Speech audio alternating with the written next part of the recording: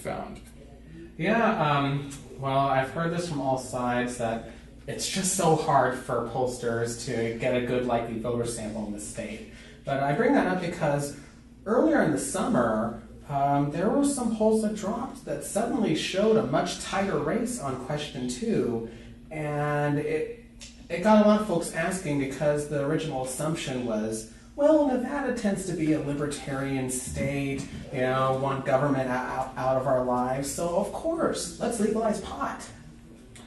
Again, polls notwithstanding, I think there is that sense of Nevadans that, hey, we're in the business of legalizing vices, so to speak. So I was going to get to that next. Okay, but when you really get down to this, I mean, this is a 13-page referendum that is going to create a law, if you will, or statute that cannot be changed for 3 years. And, a lot of people, frankly, don't know some of the things that are in it. For example, there are no opt-out clauses such as there were in Colorado, where even to this day, opt-out as for counties and local municipalities who don't want it. In Colorado, most people don't know this, but 2/3 of counties and municipalities in Colorado have not allowed dispensaries, even with decriminalization. We don't have that in Nevada. Another interesting thing for even proponents is that there is no home cultivation or home grow allowed in this bill, because it's basically protecting the dispensaries and the larger investors who I tend to call big marijuana, because I see the comparison with big corporate interests like big tobacco. And I've seen this issue pop up before. I know it's even been an issue when marijuana legalization has been on the ballot in California in the past, and that brings up an issue. Just this whole issue of regulation. Ever since medical marijuana has been legalized, even though voters passed the initiative in 2000, it took about 12 years for the legislator to finally come through with a dispensary legislation. Right. Now, I've heard a lot of back and forth over, well, look at how long it took for us to take care of medical marijuana. Can we really handle this next level of recreational marijuana?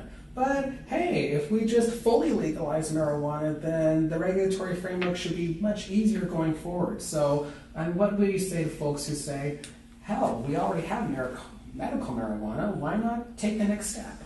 Well, we do have it, but we have a lot of problems and challenges still with it to regulate it appropriately and fairly, and make it what it ought to be, really provided for persons that believe, and even their doctors would believe have legitimate needs that might be met by medical marijuana, which, by the way, no one too is not opposing medical marijuana. But it won't affect medical marijuana. No, but to your point in Colorado, where yes, it did take 12 years, even for them as well, to go from medical to recreational. And during that time, they had the opportunity to actually develop a regulatory infrastructure.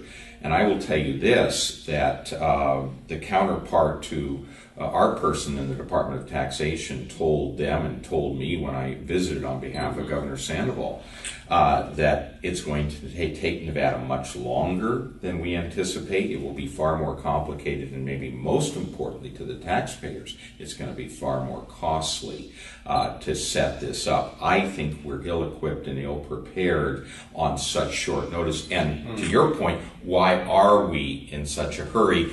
My answer is the business return of those that are investing is they can't make money off the medical marijuana industry unless it morphs into recreational. They won't get a return on investment. So to me, this is about green stuff, not that's rolled into joints, but it's put into bank accounts, except that you can't have the friendly part. Right, except you can't have a bank account because it's still against federal law. Yeah. So it's a cash-only business, which presents problems in and of itself.